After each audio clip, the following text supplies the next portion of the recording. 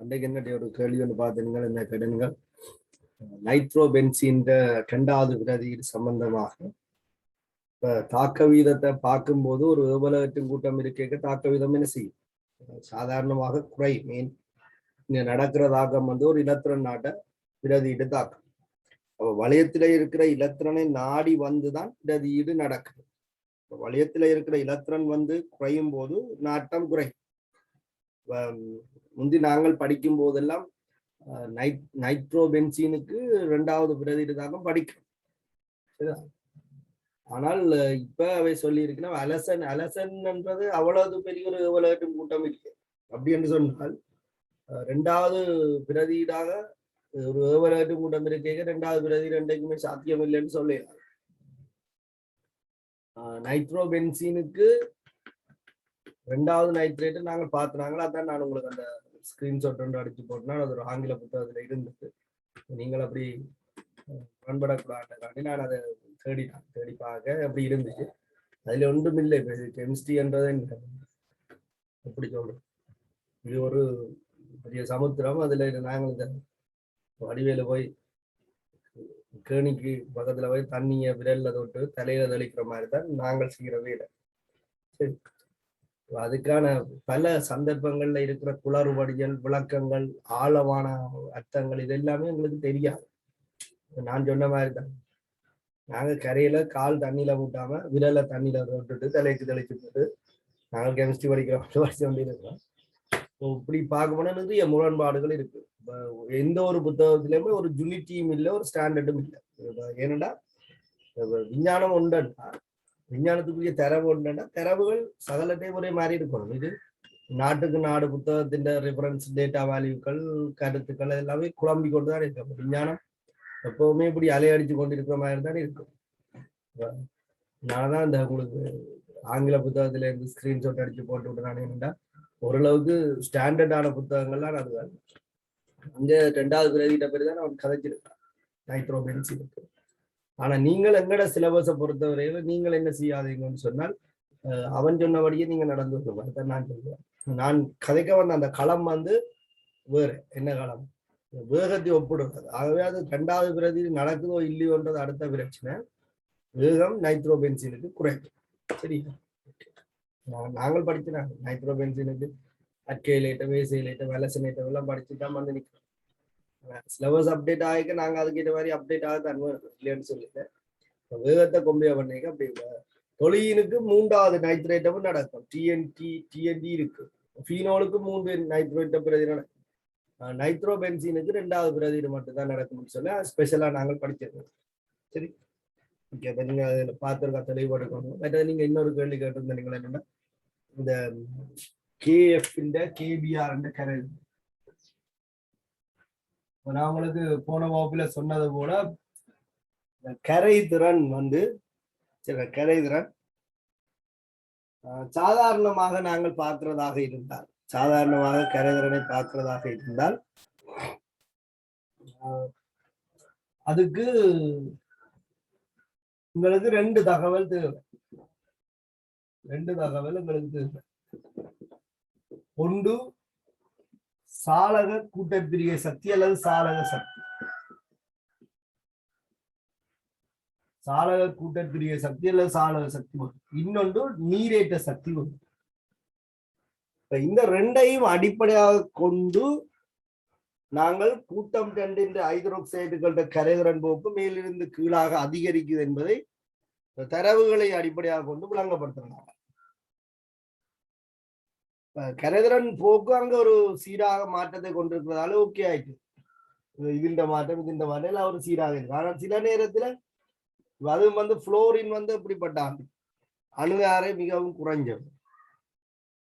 சாதாரணமாக நாங்கள் கதை கேட்கல, புளோரின் எப்பவுமே விதிவிலக்காகத்தான் இருக்கு. உதாரணத்துக்கு இலத்திரன் ஏற்றல் சக்தியை பற்றி கதை கேட்க, குளோரினுக்கு தான் இலத்திரன் ஏற்றல் சக்தி மிக உயர்வாக இருக்கு. புளோரினுக்கு தான் இருக்க வேணும், வேற குறைஞ்சது இலகுவாக இலத்திரனை கவரும்.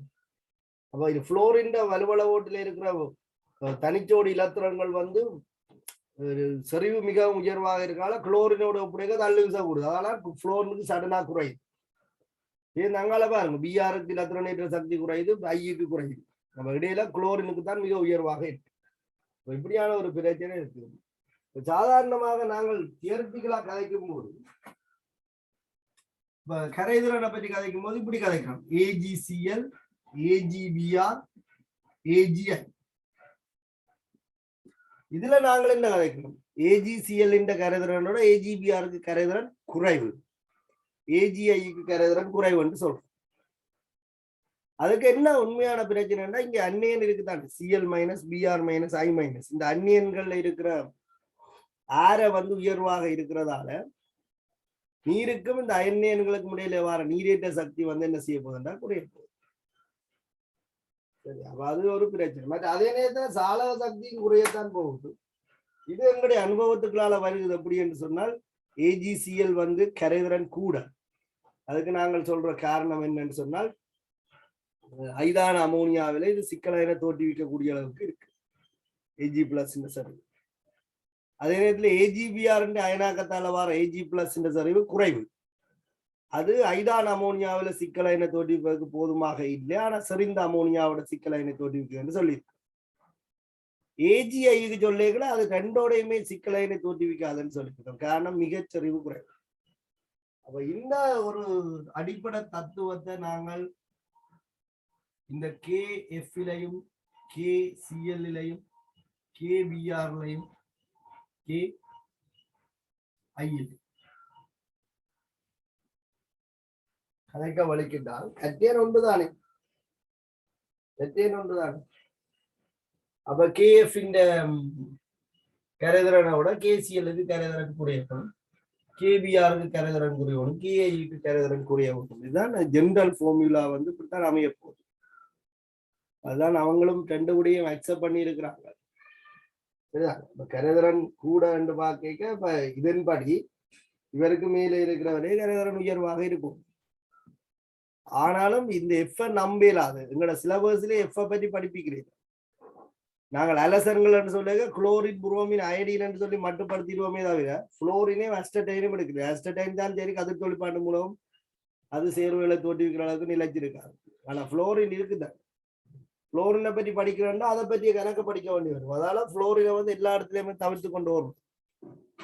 சரி, அந்நியன்களுக்கான சோதனையில கூட புளோரினை நாங்கள் எடுக்கவில்லை. இது இந்த ஒரு நிலப்பாடு இருந்ததால தான் கரைதிறன் கூடினது KF என்று எடுத்தாலும் சரி என்று எடுத்திருக்கிறோம், KBr என்று எடுத்தாலும் சரி என்று எடுத்திருக்கிறோம். கரைதிறன் சில நேரத்துல இப்படி யோசிச்சிருக்கிறான், நீர்ல உடைக்கிறதுக்கு அயன் பிணைப்பின் வலிமை வந்து K+க்கும் F- இடையில வர வலிமையோட குறைவா தான் இருக்கு, RF உயர்வாக இருக்கு. அப்ப அந்த கேட்டகரிகளால பிள்ளை யோசித்தால் இதுக்கு கூட யோசிக்கும். இல்ல இந்த மாதிரி யோசித்தால் இதுக்கு கூட யோசிக்கும், KF கூட யோசிக்கும். ஆகவே இதுண்ட உண்மையான பெருமானத்தை தீர்மானிக்க போறது இந்த ரெண்டு பேட்ட பெருமானம் தான். நீரேற்ற சக்தியையும் சாளக சக்தியும் அல்ல சாளக கூட்டப்பிரிய சக்தியும் பற்றி கதைக்காமல் ஒரு அயன் சேர்வேண்ட கரைதிறனை பற்றி கதைக்கிறது என்பது அனுபவத்துக்கு உட்பட்டதாக இருக்கணுமே தவிர அது வந்து ஒரு புதுசா ஒன்ற சொல்லுங்க உங்களுக்கு குழப்பமாகத்தான் இருக்கும். அனுபவம் தான் அதுக்கு வேலை செய்யும். இது கூட நாங்கள் அப்படி எடுக்கிறோம், அந்த அனுபவத்துக்காக தான் எடுக்கிறோம் அந்நியன்களுக்கான சோதனை. சரி, நான் வந்து வேல்யூ அடிச்சு பார்த்தேன், வேல்யூ கூட பெருசா விடவும் தெரியல. KSP வேல்யூ அடித்தாலும் ஓரளவுக்கு ஓகே தானே, பார்ப்பேன் நான் வேற எங்க செக் பண்ணி பார்க்கறேன். விளக்கம் இருக்கும்.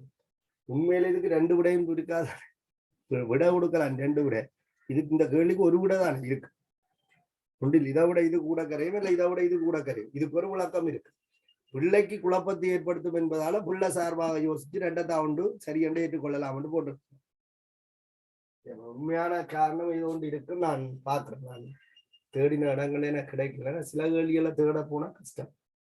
வெப்சைட்ல தேடலாம், ஆனா வெப்சைட் வந்து அன்ஆதரைஸ்ட். நாங்க பிள்ளைகளை சஜஸ்ட் பண்ணக்கூடாதுன்னு எங்களுக்கு சொல்லி இருக்கு. சும்மா ஒரு ஃபார்மாலிட்டிக்கு அல்லது ஒரு டேட்டா வேல்யூ செக் பண்றதுக்கு அல்லது சும்மா எங்கள்கிட்ட இருக்கிற ஒரு நாலேஜை செக் பண்ணி பார்க்கறதுக்காக ஒரு வெப்சைட்ல சும்மா அடிச்சு சர்ச் பண்ணலாம். ஆனால் வெப்சைட்ல சர்ச் பண்ணி தான் நாங்கள் ரிஃபர் பண்ணா சில நேரத்தில் என்ன செய்யணும்னு சொன்னால் எங்களுக்கு ஏற்ற மாதிரியான விடைகளை தந்து கொண்டே இருக்கும்.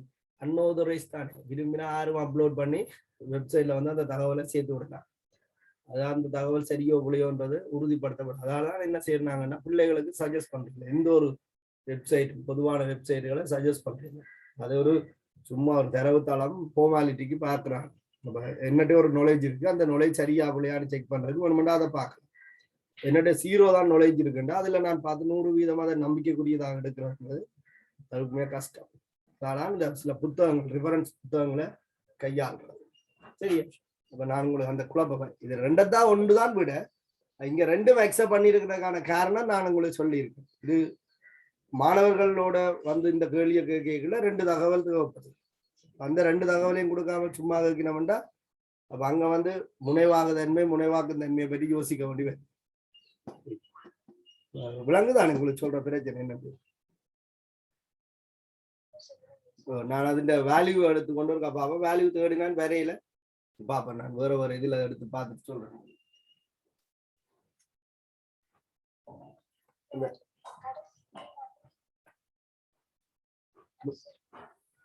விலங்குல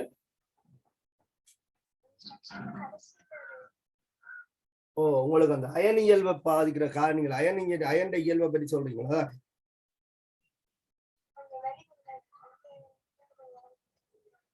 அதே ஸ்ட்ரக்சர்ல கீழயா?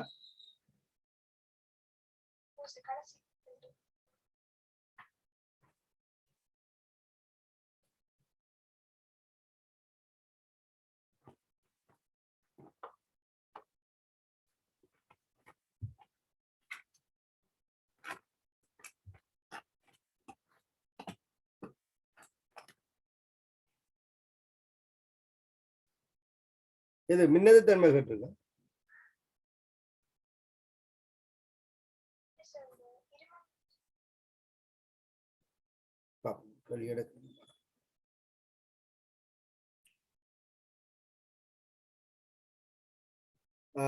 HCHO, HCF3, H2O என்பவற்றின் சேர்வுகளில் மிக வலிமையான மூலக்கூற்றிட விஷயம் அதுயா?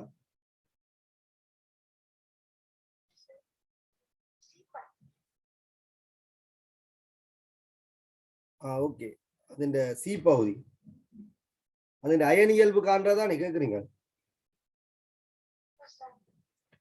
அதுல என்னண்டா தங்கச்சி, அதுல உண்மையான ஒரு பிரச்சனை என்னண்டா, இதுவரைக்கும் அப்படியான ஒரு கணித்தல் வந்து எங்கட சிலபஸ்ல என்ன சிஎல சொல்லுவாங்க கேட்கப்படையில். சரியா, எங்கட சிலபஸ்ல இருமுனைவு திருப்புத்திறன் சொன்னா என்னன்ற ஒரு தகவல் சொல்லப்பட்டிருக்கு. இந்த இருமுனைவு திருப்புத்திறனை அடிப்படையாக கொண்டு அயன் இயல்பு உங்களுக்கு நான் ஒரு கிராஃப் ஞாபகம் இருக்கு. என்னண்டா அயன் இயல்புக்கும் மின்னதுத்தன்மை வேறுபாட்டுக்கும் உள்ள வித்தியாசம், அயன் இயல்புக்கும் மின்னதுத்தன்மை வேறுபாட்டுக்கும் உள்ள வித்தியாசம் என்று ஒரு நாள் சொல்லித்தான் இந்த சிக்மா வளையா வரும்னு சொல்லி. இந்த இயல்பை கணிக்கிறதுக்குன்னு ஒரு மெத்தடாலஜி இருக்குன்னாரு. எப்படி இந்த மின்னதுத்தன்மை வேறுபாட்டை அடிப்படையாக கொண்டு அயன் இயல்பு கணிக்கிறதுன்னு ஒரு வித்தியாசம் இருக்குதான். இது கணிக்கிற அந்த மெத்தட் தான். இதுக்கு ஒரு ஈக்குவேஷன் இருக்கு. சரியா, ஜென்ரலா இதை கலைக்கிறதாக இருந்தால் 2 அணுக்களுக்கு இடையிலான பிணைப்பின் அயன் இயல்பு இதைத்தான் சொல்ல வாருங்க. நீங்க ஏயும் பியும் பிணைப்பில இருக்கைகள்ல இந்த ஏக்கும் பிக்கும் இடையிலான பிணைப்பின் அயன் இயல்பை பற்றி தான் கலைக்கிறீங்க. திருப்புத்திறன். அப்ப இதனுடைய அயன் இயல்பு எப்படி எதிர்பார்க்கப்படுதுன்னு சொன்னால் இதுல தூண்டப்பட்டிருக்கிற டெல்டா மைனஸ் டெல்டா பிளஸ் பிணைப்புடை தூரம் கிட்டத்தட்ட சரியான பிணைப்புடை தூரம் தர ஏற்றம் தான் அந்த ஈக்குவேஷன். அதாவது ஒரு விசை திருப்பம் போல. சரியான விசை திருப்பம் போல. உண்மையில ஏக்கும் பிக்கும் என்ன செய்யும், ஒரு டெல்டா பிளஸும் ஒரு டெல்டா மைனஸுக்கும் இந்த இடை தூரத்துக்கு முறையில ஒரு திருப்புத்திறன் இருக்கும். இருமுனைவு திருப்புத்திறன் சொல்லி ஒன்று இருக்கும். சரியான இது உண்மையான வேல்யூ. ஏபி என்று சொல்லப்படுகின்ற 2 அணுக்கள்கிட்ட திருப்புத்திறன் ஏயில இருக்கிற டெல்டா பிளஸுக்கும் பிணைப்பிட தூரத்துக்குமான பெருக்கமாக நாங்கள் சொல்லிக் கொள்ளலாம். சரிதான், இதுதான் ഇതിന്റെ பரிசோதனை வாயிலாக நீங்கள் அளந்த ஒரு திருப்புத்திறன். இதன்படி கதைக்கிறதாக இருந்தால் இவற்றின் புனைப்புடை தூரம் d, இதன் ஏற்றம் q. சரியா? இருமுனைவு திருப்புத்திறன். அயன் இயல்பு கணிக்கும் போது நாங்கள் என்ன சொல்றோம் என்று சொன்னால், இந்த A, சரியா, இந்த A முற்றாக இலத்திரனை இழந்து இது முற்றாக ஏற்றிருந்தால், இது 100% அயனாக்கம் அடைஞ்சிருந்தால் இதே ஒரு கற்பனை. இந்த இலத்திரனை இது ஏற்குது, இது 100% இலத்திரனை ஏற்றிருந்தால் இது கற்பனை. அதனுடைய திருப்புத்திறன் கற்பனைக்குரிய திருப்புத்திறன். அப்ப இந்த கற்பனைக்குரிய திருப்புத்திறன்ல A என்பது பிளஸ் ஆகவும் B என்பது மைனஸ் ஆகவும் இருக்கு. சரி, A என்பது பிளஸ் ஆகவும் B என்பது மைனஸ் ஆகவும் இருக்கு. அப்ப அதுல B இன் ஏற்றம் வந்து மைனஸ் என்பதால 96,500 கூலோமுக்குரிய ஏற்றமாக இருக்கு. நான் சொல்றேன், இதுல அந்த ஏற்றம் அப்படி இருக்கு. அதே இதுல சின்னனா தானே கவருது. அப்ப இதுல சிறிய டெல்டா மைனஸ் தான் இருக்கு. இதுல அந்த டெல்டா மைனஸ் முற்றாக இடம்பெயர்க்க மின்னதிர்த்தன்மையில இடம்பெயர்க்கப்பட்டதாக இருந்தால் இதுல ஏற்றம் வந்து 96,500 கூலமாக இருக்கு. அப்ப இதே கற்பனையில எடுத்து காண்ற திருப்புத்திறன் எது பெருசா இருக்கும்? இதோ பெருசா இருக்கும். கற்பனையில இது முற்றாக இடம்பெயர்க்கப்பட்ட ஒரு முழு மைனஸாக கருதியக்குள்ள திருப்புத்திறன் உயர்வா இருக்குமோ, அல்லது ஒரு சொட்டு மைனஸா கருதிய திருப்புத்திறன் உயர்வா இருக்குமோ?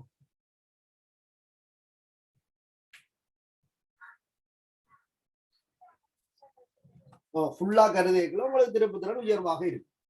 அதை நீங்கள் 100ஆல பெருக்கும் போதுதான் உங்களுக்கு இந்த பிணைப்பின் அயன் இயல்பு வருது. ஏன்? இது சின்ன பெருமானம், அதன்கள் இது ஒரு பெரிய பெருமானம். சரியா? அப்ப இப்படித்தான் இந்த திருப்புத்திறன் வந்து கணிக்கப்படுது. அப்ப இதுக்கு தரப்பட்டிருக்கிற ஈக்குவேஷன் வந்து என்னன்னு சொல்ல, இந்த கேள்விக்கு பிறகுதான் இதை தேட வலிக்கிட்டாங்க. அது வரைக்கும் இது இந்த அறிவுறுதட்டையும் இல்லை. இது சம்பந்தமா எந்த ஒரு இடத்திலையும் குறிப்பிடாம இல்லை. ஒரு பிணைப்பின் அயன் இயல்பை துணிவார்கள் அப்படி இப்படின்னு ஒன்றும் இல்லை. இருமுனைவு திருப்புத்திறன் ஒரு விஷயம் இருந்தது. அது வந்து மியூ என்பது திருப்புத்திறன். நாங்கள் இப்ப விசை திருப்பந்தவன் விசை தர இடைத்தூரம் என்று சொல்றோம் தான், அது மாதிரி மியூ என்பது திருப்புத்திறன். சரியா? மியூ என்பது திருப்புத்திறன். அப்ப இது வந்து உண்மையான பரிசோதனை ரீதியாக செய்கிறது. பரிசோதனை வாரி மியூ. அதன் கீழ் அடுத்தது மியூ. இந்த மியூ என்னன்னு சொன்னால் அயனாக கருதேக்குள்ள அயன் என்ற திருப்புத்திறன். அதான் நான் உங்களுக்கு சொல்ல வர்றது. இது பரிசோதனை. இந்த ஏபி என்று சொல்லப்படுகின்ற 2 மூலக்கூற்றின் பிணைப்புக்கு உண்மையிலே ஒரு திருப்புத்திறன் இருக்கும். இதை நீங்கள் பரிசோதனை வாயிலாக அளப்பிய அது எதுக்கு சமன்? பிணைப்பிடை தூரம் இதன் இதுக்கு சமனாக இருக்கும். அடுத்தது வந்து என்னென்றால், இது ஒரு முற்றாக இடம்பெயர்க்கப்பட்ட அயனாக கருதியக்குள்ள அதுக்கு ஒரு திருப்புத்திறன் இருக்கும். அது மியூ அயன். இதுதான் ஈக்குவேஷன். இந்த ஈக்குவேஷனுக்குள்ளாதான் இந்த கேள்விக்கு விட வரப்போம். இதுல உங்களுக்கு என்ன தந்திருக்கணும்? சரி, இந்த கேள்வியில உங்களுக்கு தந்திருக்கிற தரவுகளை பாருங்க.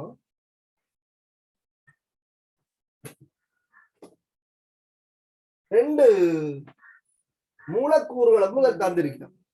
2 மூலக்கூறுகள் உங்களுக்கு முதல் வந்து தரப்பட்டிருக்கு. ஒன்று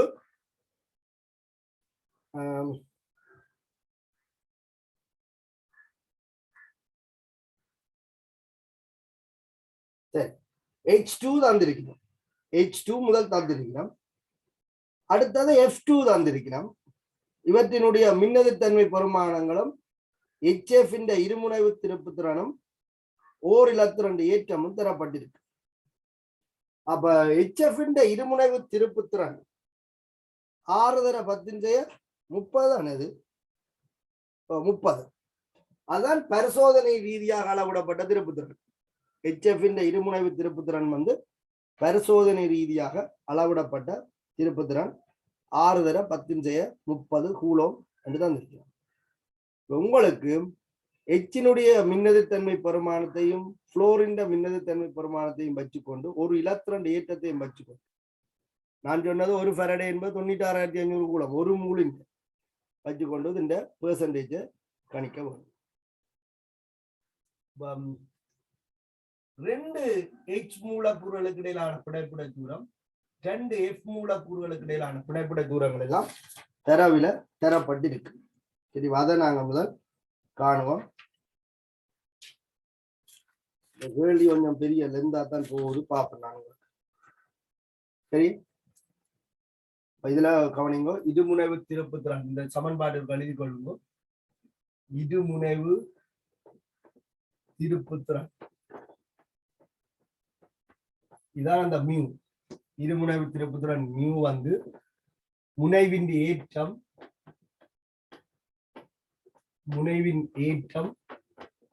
பெற பிணைப்பு நீளம் கிட்டத்தட்ட விசை திருப்பம் மாதிரி. இருமுனைவு திருப்புத்திறன் மியூ வந்து முனைவின் ஏற்றம் விசை ரெண்டுக்கு விடப்பட்ட தூரம், அது மாதிரி பிணைப்பு நீளம். அப்ப பிணைப்பு நீளத்தை நாங்கள் பிணைப்புடை தூரம் என்று சொல்லலாம். இதுக்கு ஒரு ஈக்குவேஷன் ஒன்று பயன்படுத்தப்பட்டிருக்கு. நான் இதை தேடிக்கொண்டு போய்க்கலாம். எனக்கு இந்த பிரச்சனை விளங்கிச்சுன்னா, இந்த பிணைப்புடை தூரத்தை கணிக்கிறதுக்கு ஒரு ஈக்குவேஷன் ஒன்று பயன்படுத்தப்படுது. இப்ப சாதாரணமாக நாங்கள் பிணைப்புடை தூரம் கணிக்கக்குள்ள இவற்றை அரைவாசி ரெண்டையும் கூட்ட HF பிணைப்புடை தூரம் வந்து யோசிப்போம். சரி, HF பிணைப்புடை தூரம் அப்படித்தான் யோசிப்போம். பிணைப்புடை தூரம் ஐதரசன் ஆரை புளோரின் ஆரை ரெண்டின்றையும் கூட்டுத்தொகை பிணைப்புடை தூரம் வந்து சாதாரணமாக யோசிப்போம் இல்லை. உண்மையில பிணைப்புடை தூரம் அது இல்லை, அது வந்து கருவுடை தூரமாக கருதப்படும். அப்ப பிணைப்புடை தூரத்தை கணிக்கிறதுக்கு ஒரு தொடர்பு இங்க பயன்படுத்தி இருக்கணும். சரியா, அந்த தொடர்பை பார்ப்போம். பிணைப்பு நீளம், இந்த HF பிணைப்பு நீளம், ஏன்னா அதுதான் உங்களுக்கு தேவை. முனைவின் ஏற்றம் பிணைப்பு நீளம், இத பிணைப்புடை தூரம் என்று சொல்லலாம். விடை தூரம் எப்படி என்று சொன்னால், இந்த ரெண்டு அணுக்கள்டையும் ஆரை, சரியா, ரெண்டு அணுக்கள்டையும் ஆரைன்ற கூட்டுத்தொகை. இதுல இருக்கிற அணு வந்து ஒன்று ஐதரசன், அப்ப RH, மற்றவர் வந்து RF. ரெண்டு அணுக்களினுடைய ஆரைகள்ட்ட கூட்டுத்தொகை. வளமையா நாங்கள் என்ன சொல்லிடுவோம், இதுதான் பிணைப்புடை தூரம் என்று சொல்லிடுவோம். இது ஒரு தொடர்பு தாங்க. இந்த தொடர்புகளால்தான் எடுக்கலாம். ஏன்னா எனக்கு அது ஃபர்ஸ்ட் டைம் நான் பார்க்கும்போது எனக்கு அது சிக்கல் தன்மையாக தான் இருந்தது. இவ்வளவு தொடர்புகளும் இதுக்குள்ள இருக்கு. இதுகள் இல்லாம விடியெடுக்கலாத கேள்வியும் அப்படித்தான் இருக்கு பாருங்க. இது ஒரு தொடர்புல இருக்கு. என்னன்னு சொன்னால், இந்த ஆரைகளோட பிணைப்பு நீளம் எப்படி சம்பந்தப்படுதுன்னு சொன்னால், ரெண்டு ஆரைகள்டையும் கூட்டுத்தொகை, அதுல இருந்து நாங்கள் 9 பிக்கோமீட்டர் அளவுக்குரிய பெருமானம், 9 பிக்கோமீட்டர். இது அனுபவத்துக்களால்தான் நான் வந்து எடுத்துக்கொண்டேன். நிறைய கேள்விகளை செக் பண்ணி பார்த்தேன். இப்படித்தான் கணிக்கப்பட்டிருக்கு. 9 பிக்கோமீட்டர், இல்லைன்னா அழகு மட்டுப்படாது. இதுகள் எல்லாம் பிக்கோமீட்டர்ல இருக்கு. 9 பிக்கோமீட்டர். மின்னெதிர் தன்மையின் வித்தியாசம், மின்னெதிர் தன்மை வித்தியாசம். இந்த சமன்பாடு விளங்குது உங்களுக்கு. இருமுனைவு திருப்புத்திறனுக்கு ஒரு சமன்பாடு சொல்றோம். மியூ முனைவின் ஏற்றம் தர பிணைப்பு நீளம். அப்ப உங்களுக்கு இந்த HF இருமுனைவு திருப்புத்திறன் H டெல்டா மைனஸ் இல்ல டெல்டா பிளஸ், அதான் முனைவின் ஏற்றம். இது பிணைப்புடை தூரம். சரியா,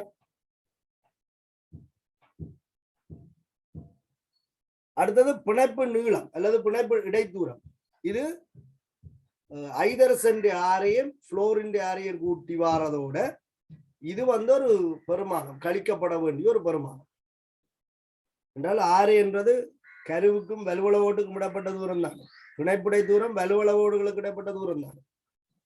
அப்ப அதைத்தான் அவங்க இங்க கருதுறாங்க. சரி, அப்ப பிணைப்பு நீளம் வந்து RH RF 9 ppm, sorry ppm இல்ல பிக்கோமீட்டர், மின்னெதிர் தன்மைகளுக்கு இடையிலான வித்தியாசம். அப்ப இதுல இருந்து நாங்கள் இந்த ஐதரசனுக்கும் புளோரினுக்கும் இடையிலான இடைத்தூரத்தை கணிக்கலாம். ஐதரசனுக்கும் புளோரினுக்குமான இடைத்தூரம், ஐதரசன் H2 மூலக்கூறின் பிணைப்புடை தூரம் 74 பிக்கோமீட்டர் என்று தந்திருக்கிறதா. ഇതിന്റെ பிணைப்புடை தூரம் 74 பிக்கோமீட்டர். இது வந்து 144 பிக்கோமீட்டர். இதுல இருந்து ஒருவருடைய ஆரையை கணிக்கலாம். வைதரசன் ஆரை வந்து 37 பிக்கோமீட்டர் ரெண்டும், புளோரின் ஆரை வந்து 72 பிக்கோமீட்டர் ரெண்டும். இது ஓகே தாங்க. இது உங்களுக்கு கணிக்கிறதுல சிக்கல் இருக்கா? இது இந்த பிணைப்புடை தூரத்தை வச்சுக்கொண்டு கணிக்கிறதுல சிக்கல் இருக்கா? ஆரை கணிக்கலாம் தானே. 2 கருக்களுக்கு இடையிலான தூரத்தின் அரைவாசி தானே ஆரை. வைதரசன் ஆரை புளோரின் ஆரை கணிக்கும். சரியா?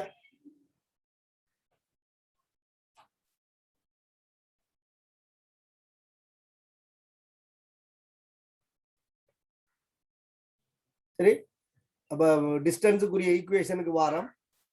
ஐதரசன் ஆரை 37 பிக்கோமீட்டர், புளோரின் ஆரை 72 பிக்கோமீட்டர். இது ரெண்டும் இந்த தரவில இருந்து எடுக்கப்பட்டது. எங்களுக்கு தெரியாதது இந்த இங்கால கழிக்க வேண்டிய இந்த தொடர். அப்ப அந்த தொடர்பை நீங்கள் ஞாபகத்தில் வச்சுக்கணும். 9 பிக்கோமீட்டர்.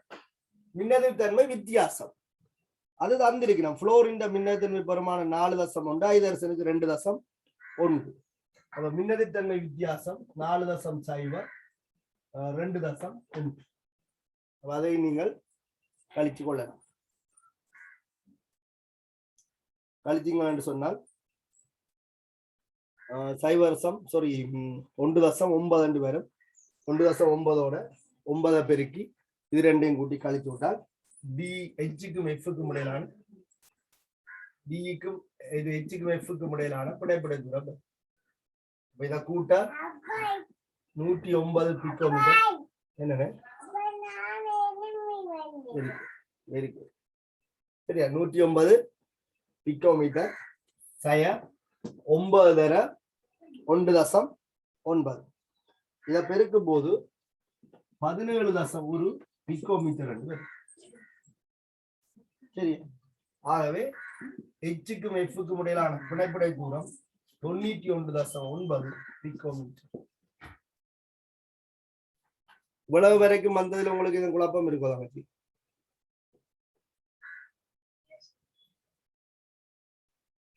இந்த ஈக்குவேஷன் நீங்கள் தெரிஞ்சு வச்சுக்கோங்க. ஏன்னா இது நான் நிறைய புத்தகங்களை எடுத்துதான் இப்படி ஒரு தொடர்பை கண்டுபிடிச்சேன். ஏன்னா இது சாதாரணமாக இங்க ஒரு தடவை இந்த ஐடியாக்களே இல்லை. ஆனா இல்லாம ஒன்று அயனியல் ஒன்று கணிக்கிறது தானே. அயனியல்வை கதைக்கிறோம், அது கணிக்கிறதுக்கு ஒரு மெத்தட் இருக்கு. நான் சொன்னேன் நாங்கள் வந்து விரல்ல தொட்டு தலைக்கு தெளிச்சுட்டு படிப்பீங்க. அப்ப இது ஆழமா போனா அப்படி என்னென்ன இதுக்கான விளக்கமே எனக்கு தெரியாது. இப்படி ஒரு ஈக்குவேஷனை நான் கண்டுபிடிச்சிட்டேன். HCl HBr HI என்று சொல்லி நிறைய தாக்கங்களை எடுத்தெடுத்து இந்த அதுக்குள்ளாலதான் நான் இதை கண்டுபிடிச்சேன். ஏன் இந்த ஒரு பெருமானங்களுக்கு வருதுன்றது விளக்கம் இல்லை. அப்ப இது ஒரு சமன்பாடா இருக்கு. பிணைப்பு நீளம் வந்து இப்படித்தான் கணிக்கணும்னு சொல்லி. சரி, அப்ப இவருடைய ஆரையோட இதை கழிக்க எங்களுக்கு 2 பேர்ட்ட பிணைப்புடை தூரம் வரும். சரியா? ஓகே. அப்ப உங்களுக்கு பிணைப்புடை தூரம் 91.9 பிக்கோமீட்டர் என்பது வருது. அது இப்படித்தான் வருது. என்ன HF பிணைப்புடை இருமுனைவு திருப்புத்திறன் தந்திருக்கு. அந்த பெருமானத்துக்கும் கற்பனையாக, அதாவது இந்த இலத்திரன் வந்து எஃப் நோக்கி முற்றாக இடம்பெயர்க்கப்பட்டால் என்ன திருப்புத்திறன் இருக்கும்? நம்ம கணிக்கப்பட்ட இருமுனைவு திருப்புத்திறன் Hக்கும் Fக்கும் இடையில இருக்கிற இந்த முனைவாக்கம் உண்மையானது. நாங்கள் என்ன சொல்றோம்னா, இது ஒரு அயனாக இருந்தால் H பிளஸ் F மைனஸ் என்று சொல்லப்படுகின்ற அயனாக இருந்தால் இந்த அயனுக்கு என்ன இருமுனைவு திருப்புத்திறன் இருக்கும்? Mu ionic. இதைத்தான் சொல்றோம், மியூ அயனிக். அது எப்படி தொடர்பட்டிருக்கும் சொன்னால், நான் சொன்ன போல பிணைப்புடை தூரம் முனைவின் ஏற்றம் பெற பிணைப்புடை தூரம். இப்ப முனைவின் ஏற்றம் என்ன? ஒரு இலத்திரன் ஏற்றம், அதான் முனைவின் ஏற்றம். மீன் முற்றாக இடம்பெயர்க்கப்பட்டதாகத்தான் கருதி இருக்கும். அப்ப முனைவின் ஏற்றம் என்பது ஒரு இலத்திரன் ஏற்றம். பிணைப்புடை தூரம் தான் இங்க கணக்கிருக்கு, DHF. சரி, அப்ப இதுல இருந்து 1.602 தர 10⁻19 கூலோம் தர பிணைப்புடை தூரம் 91.9 தர 10⁻12 மீட்டர் ரெண்டு வரும் என் பிகோ மீட்டர்ல தந்திருக்கிறதா. இதுல இருந்து மியூ அயனிக்க நாங்கள் கணிக்கவும். அப்படி கணிக்கும் போது 147.22 வேற 10⁻31 இதுதான் இருமுனைவு திருப்புத்திறன். சரியா? அப்ப உங்களுக்கு பரிசோதனை வாயிலாக அளவிடப்பட்ட HF இருமுனைவு திருப்புத்திறன் தரப்பட்டிருக்கு. நீங்கள் அயனுக்கு இருமுனைவு திருப்புத்திறன் கணிக்கிறீங்க. இது ஒரு முற்றாக அயனாக்கப்பட்டதால் எப்படி இருமுனைவு திருப்புத்திறன் வரும் என்று கணிக்கிறீங்க. அப்ப அந்த பெருமானத்துக்கு இந்த பெருமானத்துக்கு இடையிலான விகிதத்தை 100ஆல பெருக்கினீங்க என்றால் அயனியல்வு கிடைக்கும். பிணைப்பின்றி அயனியல்வு வந்து நான் சொன்ன மாதிரி மியூ அவதானிக்கப்பட்டது, உண்மையானது, பரிசோதனையில் எடுத்தது, மியூ கணிக்கப்பட்டது. அவதானிக்கப்பட்டது வந்து தந்திருக்கிறோம் 6×10⁻30 கூலோமீட்டர். இது அவதானிக்கப்பட்டது தரவு HF. இதை கணிக்கிறதுக்கு தான் நாங்கள் இவ்வளவு மெல்லு கட்டினோம். இந்த அயனின் இருமுனைவு திருப்புத்திறன் 147.22 10⁻31 வேற. சரியா? இதை சுருக்கிக்க 40.75 வீதம் சொல்லி எனக்கு ஒரு வேல்யூ வருது. 40.75. சரியா? இது வேற ஒரு எம்சிக்கு கேள்வி சும்மா கேட்டிருந்தது, மேலோட்டமா கேட்டிருந்தது. இந்த கேள்விக்கு பிறகுதான் நேரடியாக அவதானிக்கப்பட்ட தந்துட்டு அயனின் இருமுனைவு திருப்புத்திறனை தந்துட்டு பிணைப்பின் அயனியல்பு கேட்டிருக்கு. இந்த கேள்வியில இதை கணிக்க சொல்றாங்க.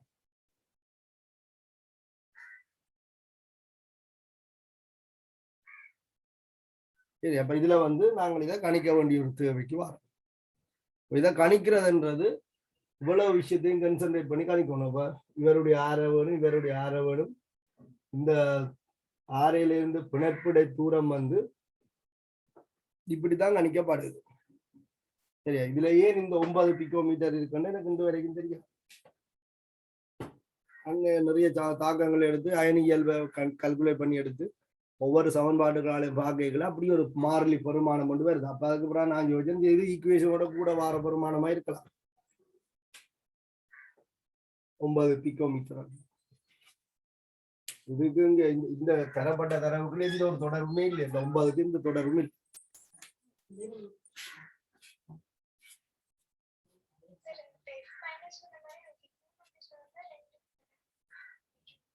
இப்ப ஏற்றம் தானே கேட்டிருக்கு. அப்படின்னு சொன்னால் ஒரு பிணைப்புக்கு ஒரு ஏற்றம் தானே நீங்க சொல்லுவீங்க.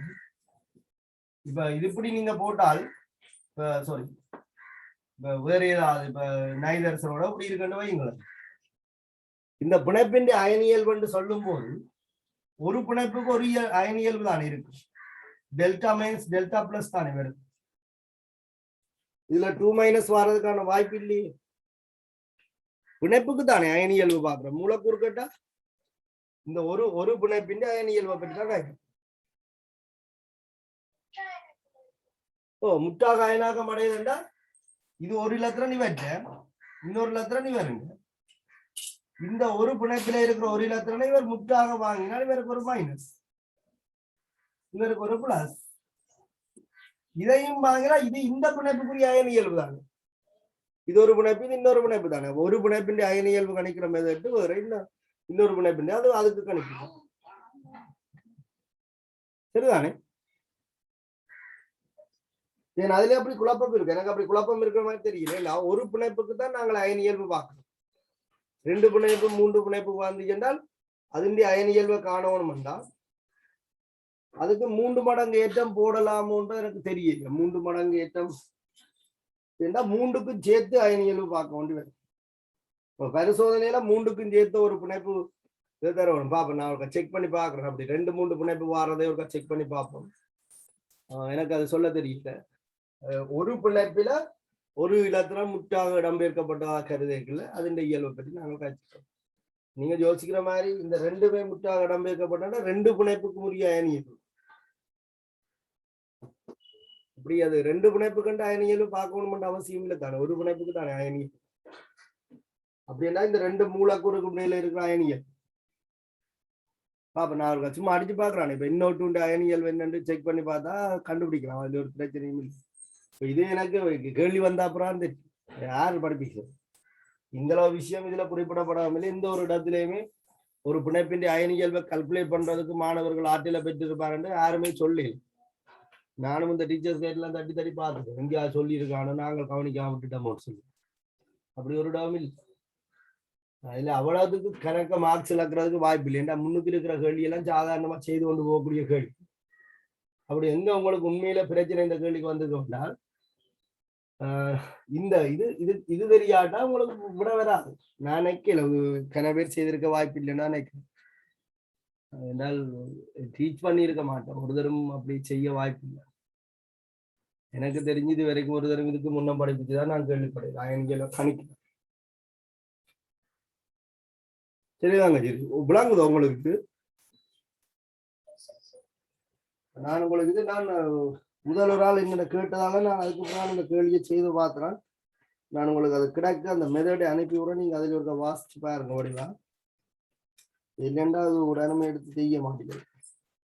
ஏற்கனவே சில தொடர்புகள் தெரிஞ்சிருந்தா தான் செய்யக்கூடிய மாதிரி இருக்கு.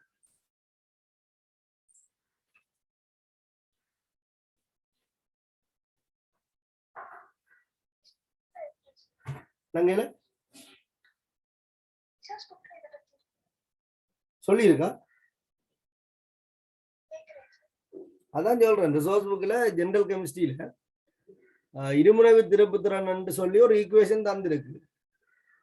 டி என்று சொல்லியிருக்காங்க. அது டேலாக் இருமுனைவு திருப்புத்திறன் டேலாக் மியூ வந்து இடைத்தூரம் ஏற்றத்தின் இடைத்தூரம் ஒரு தொடர்பு போட்டுட்டு அது வந்து ஒரு டி என்ற ஒரு அலகுல போட்டிருக்கான். டி நான் நினைக்கிறேன் 10 சொச்சம் ஏதோ வருது. 3 தசத்துல வந்து அது வந்து ஒரு டிக்கு ஈக்குவல் சொல்லியிருக்காங்க. ரிசோர்ஸ் புக்ல அப்படி ஒரு தொடர்பு இருக்கு. அந்த புலப்பின் அயனியல்வை கணிக்க சொல்லி அங்க ஒரு விதமான இதுன்னு சொல்லி நான் கேள்வி வந்த பிறகு தட்டி தட்டி எல்லாம் பார்த்தேன்.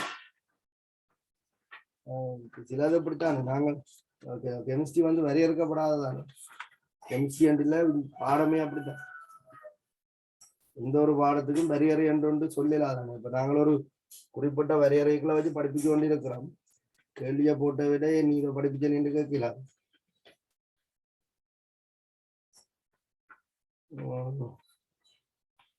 ரிசோர்ஸ்ல அப்படி ஒரு இருமுனைவு திருப்புத்திறன் சம்பந்தமாக இப்படி இருக்கு.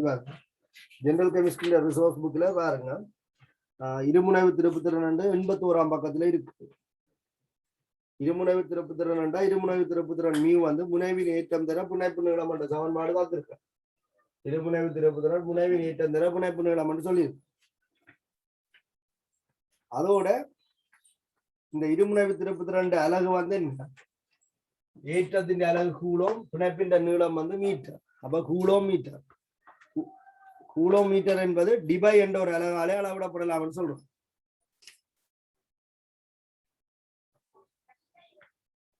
விளங்கல? கட்டாதா? சரி, ஓகே, பரவாயில்ல.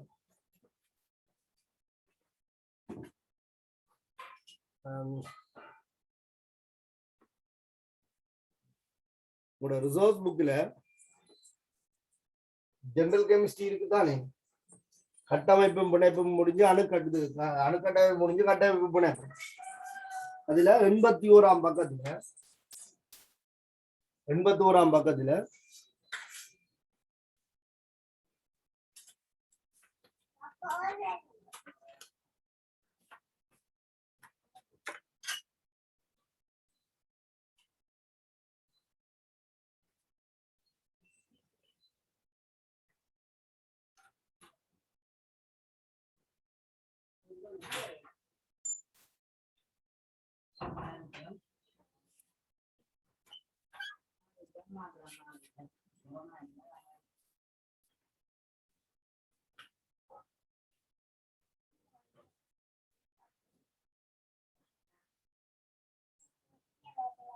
என்னவோ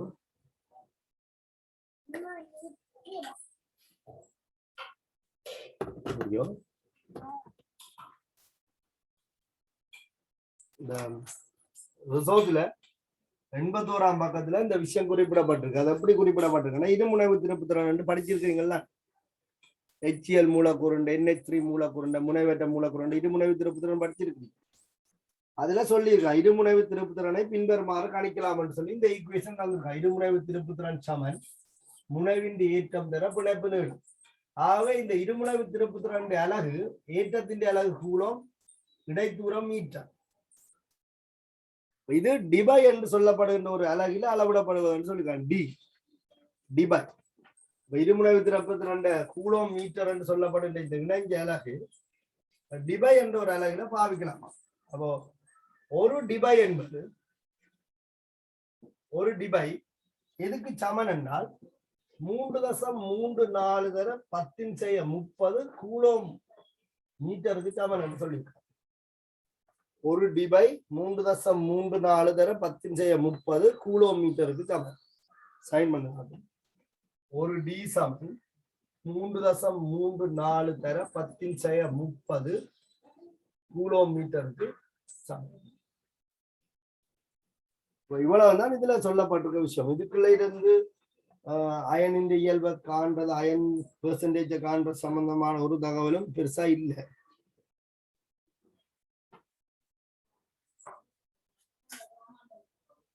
இருமுனைவு திருப்புத்திறனுக்கு திசை இருக்குன்னு சொல்லி நாங்கள் எல்லாத்தையும் என்ன செய்யலாம், அதை எதிர்பார்க்கலாதான். கேள்விகள் வரும்போது கேட்ட மாதிரி இனி நீங்க இதுக்கு அவைலபிளா இருக்கணும், அதான் முக்கியம்.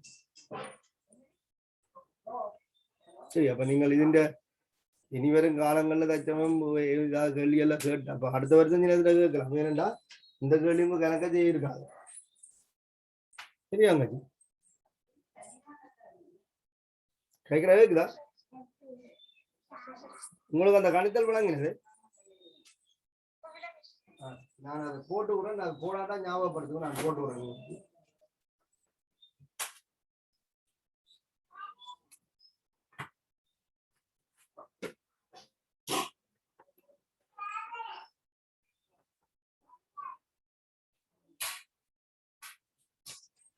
இந்த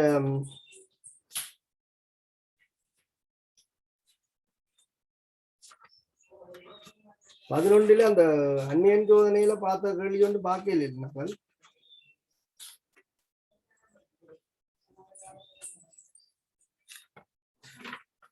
அது வரைக்கும் பார்த்துட்டோம், பேரிடு வரைக்கும் பார்த்துட்டோம்.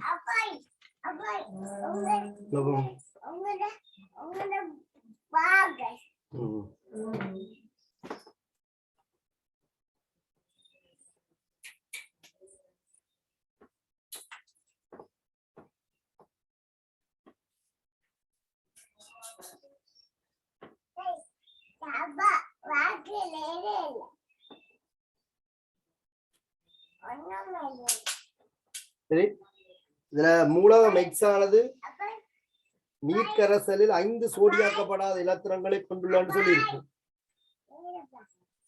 மூலகம் எக்ஸ் ஆனது நீர்க்கரசலில் 5 சோடியாக்கப்படாத இலத்திரங்களோட உறுதியான X3+ அயனை உண்டாக்குன்றதுன்னு சொல்லி இந்த மாதிரி கேள்வி எஸ்ஏல வாரது. மூலகத்தை இனங்காண்றதுக்கு எஸ்ஏல சொல்லப்படுகின்ற ஒரு தகவல்லாம் இது. உறுதியான அயன் 5 சோடியாக்கப்படாத இலத்திரனை கொண்டிருக்கா என்றால் ஒரு மூலகம் முதல்ல இலத்திரனை இழக்கும் போது வலுவள ஓட்டு இலத்திரனை தான் இழக்கும். அதுவும் 3 இலத்திரனை இழந்த அப்புறம் 5 சோடியாக்கப்படாத இலத்திரன் இருக்குதுன்னு சொன்னால் அந்த மிச்ச இலத்திரங்கள் பி தொகுப்பில இருக்க வாய்ப்பில்லை. சரியா? மிச்ச இலத்திரங்கள் பி தொகுப்பில இருக்க வாய்ப்பில்லை. எழுது மிச்ச இலத்திரங்கள் பி தொகுப்பில் இருக்க வாய்ப்பில்லை. சோடியாக்கப்படாத இலத்திரன் இருக்கும் என்றால் 5 சோடியாக்கப்படாத இலத்திரன் இருக்கணும். அது டியில இருக்கக்கூடியதாக இருக்கும். 3+ என்று சொல்லப்படுகின்ற ஒரு ஏற்றத்துல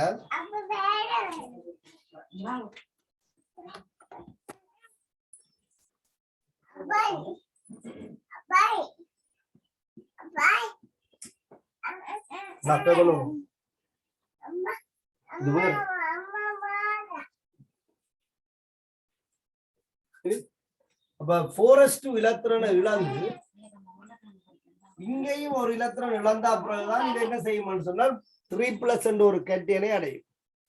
அப்ப இந்த 3+ கட்டியல்ல 5 சோடியாக்கப்படாத இலத்திரன் இருக்கணும்னா மேங்கனீசுக்கு அடுத்த மூலம் இரும்புக்கு இது சாத்தியப்படும். இரும்பின் இலத்திரன் நிலையமைப்புல 4s2 3d6 இருக்கு. 4s2 3d6 முதல்ல இந்த 2 இலத்திரங்களையுமே இது இழக்கும். 4s2 இலத்திரங்களை மட்டுமே இழக்கும். அதுக்கு அடுத்தாக டி இலத்திரங்களை இழக்கும். டி இலத்திரங்களே ஒரு சோடியாக்கப்படாது மேலதிகமாக ஒரு இலத்திரன் இருக்கு. அரணி நம்பலுக்கு மேலதிகமாக ஒரு இலத்திரன் இருக்கால அந்த இலத்திரனை இழந்து இது 3d5 என்று சொல்லப்படுகிற அரணி நம்பல் D5 அரணி நம்பலுக்கு வரலாம். அப்ப இங்க தரப்பட்டிருக்க மூலத்தை வச்சு வெட்டலாம். ஸ்கண்டியத்தை பொறுத்தவரையில 4s2 3d1 3 இலத்திரனை இழந்ததுன்னு சொன்னால் ஸ்கண்டியம் சடத்துவ இலத்திரங்களை S2p6 இருக்கு. S2p6 எல்லா இலத்திரங்களும் என்ன சோடியாக்கப்பட்டு இருக்கு. ஆகவே ஸ்கண்டியம் பொருத்தப்பாடு இல்லை. குரோமியத்தின் இலத்திரன் நிலையமைப்பு அசாதாரண இலத்திரன் நிலையமைப்பு 4s1 3d5 இது 3 இலத்திரனை இழந்தா பிறகு டியில 3 சோடியாக்கப்படாத இலத்திரங்கள் தான் காணப்படும். அவை குரோமியமும் பெறாது. கோபால்ட் 7 4s2 3d7 4 சோடியாக்கப்படாத இலத்திரன் தான் கோபால்ட்ல 3+ கட்டியல்ல இருக்கும். அதே போல அலுமினியமும் சாத்தியப்படாதானே. அலுமினியம் 3 இலத்திரனை இழந்த உடனே நியோனின் இலத்திரனை அடைக்கும். ஆகவே இரும்பு தான் இதற்கு மிக பொருத்தமாக இருக்கும். 4s2 இலத்திரங்கள் இழக்கப்பட 3d5க்கு சரியா.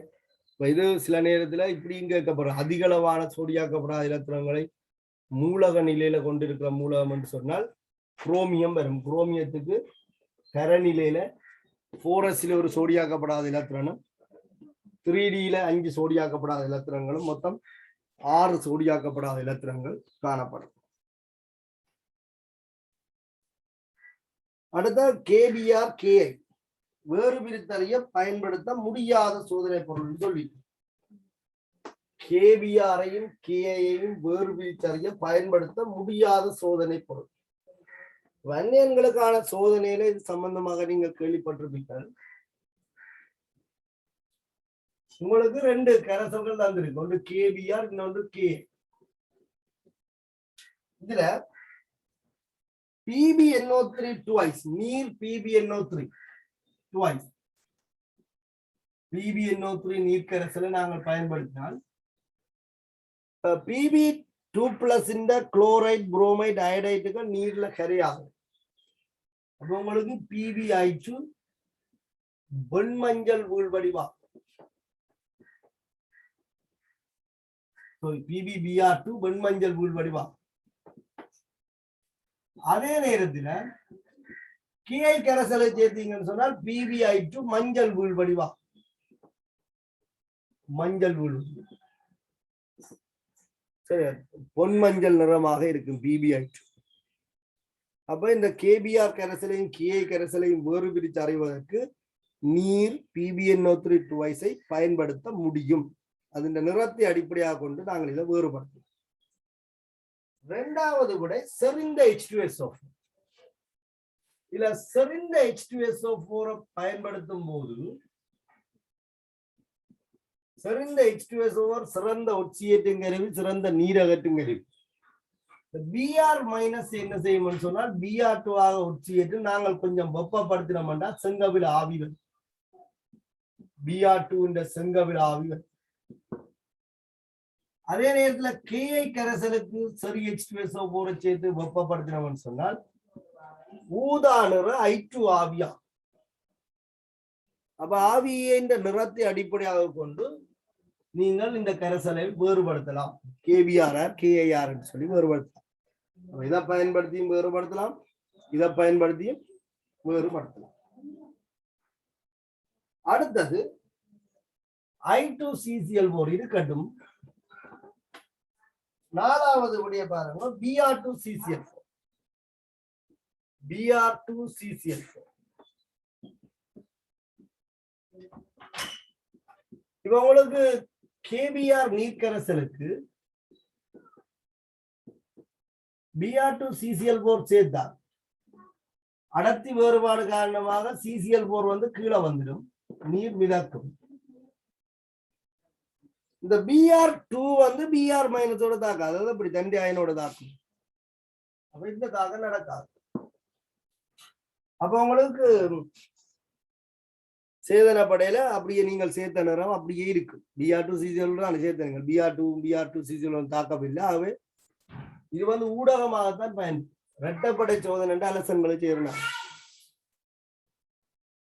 KBrக்கு நீங்க சேர்த்தீங்க, KIக்கு Br2CCl4 சேர்த்தால் I- அயன்களை Br2 அயன்களை ஒட்சியேற்றும். 17ஆம் கூட்டத்துல கீழிருந்து மேல் நோக்கி ஒட்சியேற்ற ஆற்றல் அதிகரிக்கும். ஒட்சியேற்றுகின்ற ஆற்றல் கீழிருந்து மேல் நோக்கி அதிகரிக்கும். I2 விட Br2க்கு ஒட்சியேற்ற ஆற்றல் கூடும். Br2 விட Cl2க்கு ஒட்சியேற்ற ஆற்றல் கூடும். Cl2 விட F2க்கு ஒட்சியேற்ற ஆற்றல் கூடும். அப்ப I- அயன்களை Br2 மூலக்கூறு வந்து என்ன செய்யணும், Br- தாழ்த்தப்பட்டு I2 ஒட்சியேற்றும். அப்ப உங்களுக்கு I2 உருவாகும். Br2 வந்து Br- ஆக மாறும். I2 ஒரு முனைவற்ற மூலக்கூறு, முனைவற்ற கரைப்பான நன்றாக கரைக்கும். அப்ப என்ன செய்யும்னா இந்த CCl4 படைக்கு I2 மூலக்கூறு நகரும். அப்ப இந்த சந்தர்ப்பத்தில் இந்த சேதன படை வந்து ஊதா நிறமாக மாறும். நீங்கள் பாவிச்சது செங்கவில நிற CCl4, Br2CCl4 செங்கவில நிறம், I2CCl4 ஊதா. அப்ப KBr கரைசலுக்குள்ள சேர்க்கும் போது நிறமாட்டம் எதுவும் அவதானிக்கப்படாது. KI கரைசல்ல சேர்த்தால் சேதன படையின் நிறம் செங்கவிலத்திலிருந்து ஊதா நிறமாக மாறும். ஆகவே KI கரைசல் நாங்கள் இனங்காணலாம். ரெண்டு தான் வந்து கொண்ட இனங்கண்டா, மற்றவர் KBr என்று சொல்லுது. அப்ப இது அடிப்படையாக கொண்டு இந்த கரைசலை பயன்படுத்தி நீங்கள் வேறுபடுத்தலாம். அடுத்தது அமோனியா செறிந்த NH3, AgNO3 செறிந்த NH3.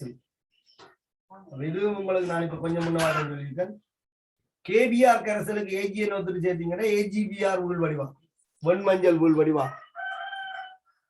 KI கரைசலுக்கு AgNO3 சேர்த்தீங்கன்னா AgI உள் வடிவா. இந்த ரெண்டுக்கும் அமோனியா சேர்த்திருக்க AgBr செறிந்த அமோனியாவில சிக்கலையில தோட்டி வச்சு கரைஞ்சி நிறமற்ற கரைசலை தரும். AgBr செறிந்த அமோனியாவோட சிக்கலைனை தோட்டி வச்சு கரையுது. ஆனா AgI வச்சுக்கீங்கல்ல, ஐதான அமோனியாவிலும் கரையாது, செறிந்த அமோனியாவிலும் கரையாது. ஆகவே AgNO3 சேர் அமோனியா செறிந்த அமோனியாவை பயன்படுத்தி நீங்கள் இந்த கரைசலை ஒன்றிலிருந்து வேறுபடுத்தலாம்.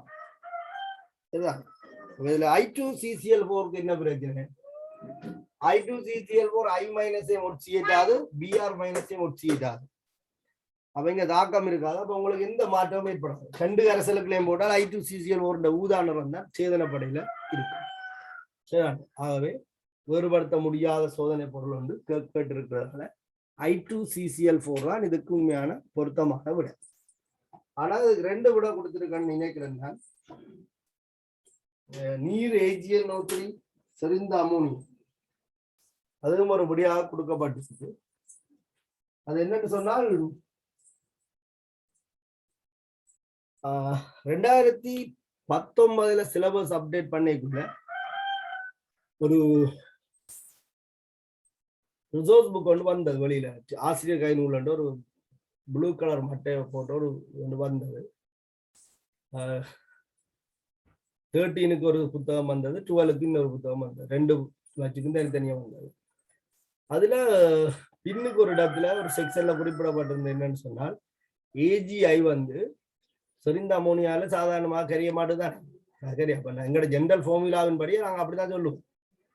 அதுல குறிப்பிட்டிருந்தது என்னென்றால் மிகை செறி அமோனியாவில சிக்கலைனை தோட்டி வச்சு கரையலாம் என்று சொல்லி. மிகை செறி சாதாரணமாக செறியில கரையாதான், எக்ஸஸ் ஆக சேர்க்கும் போது மிகை செறிந்த அமோனியாவில கரையும் என்ற மாதிரி AgI போடப்பட்டிருந்தது. அது அந்த சிலபஸ் உடனடியாகவே இல்லை அப்டேட் ஆகிட்டு இப்போ எந்த ஒரு புத்தகமா வந்தது அந்த சிலபஸ் அப்டேட்லேயே. அப்போ அந்த புத்தகம் வந்து அப்படியே கணக்கில் எடுக்காம போயிடுச்சு. சில நேரத்தில் அப்படி ஏதாவது ஒரு நிலப்பாடு இருக்குமோ தெரியா. நாங்கள் எங்களோட சிலபஸுக்கு உட்பட்டு அப்படி ஒரு கூடிய சஜஸ்ட் பண்றது பொருத்தம் இல்லை. நாங்கள் அலசன்களுக்கான சோதனையில இப்படித்தான் வகைப்படுத்தி படிப்பிக்கலாம். எங்களுக்கு கோச் பண்ண எங்களுக்கு வந்து அப்படிதான் சொல்லப்படுது. இதுதான் தகவல். அப்ப இதுல வந்து இருக்கிற நான் சொன்ன முரண்பாடுகள் நிறைய இருக்கு. என்ன என்ன காரணத்துக்காண்டி 3 விட கொடுத்து 2வது விட கொடுத்துருக்கேன்னு எனக்கு தெரியும். 5வது விட கொடுத்துருக்கேன். சில இதுல டிரான்ஸ்லேஷன் மிஸ்டேக்கள் வேறு ஏதாவது மொழியில இருந்திருக்காங்க. அதெல்லாம் தெரியும். ஆனா இதுக்கு பெர்ஃபெக்டான ஒரு விடை இருக்குன்னு சொன்னா I2CCL4. I2CCL4 இது என்ன செய்யலாம் எங்களால் வேறுபடுத்த முடியாது. சரிதான். அப்ப இது அந்நியன்களுக்கான சோதனையோட நீங்க வேறுபடுத்தலோட சம்பந்தப்படுத்தி பார்த்துருப்பீங்க. நாங்கள் இனி அடுத்த வகுப்பு பார்ப்போம். இல்ல உங்களுக்கு ஏதாவது தெளிவு இல்லாம இருந்தா சொல்லுங்க. இதுல ஏதாவது தாக்கங்கள் உங்களுக்கு விளங்கலைன்னு சொன்னா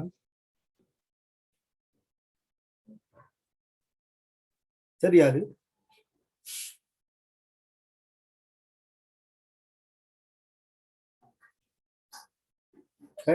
கேட்கறது கேக்குதா? இதுல உங்களுக்கு குழப்பம் இல்லை தானே? அந்த ஸ்ட்ரக்சர்களையும் ஒரு நீங்கள் திருப்பி பாருங்க. நான் இப்போ எடுத்து போட்டோ விடுறேன் செய்த முறையை. அதில் நீங்கள் பார்த்து தெளிவுபடுங்க. ஆனால் தெரிஞ்சிருக்கணும். நீ எந்த கேள்வி ஒன்று வந்துட்டு இல்லை திருப்பி கேட்டுக்கொண்டு இருப்பாங்க. சரி என்ன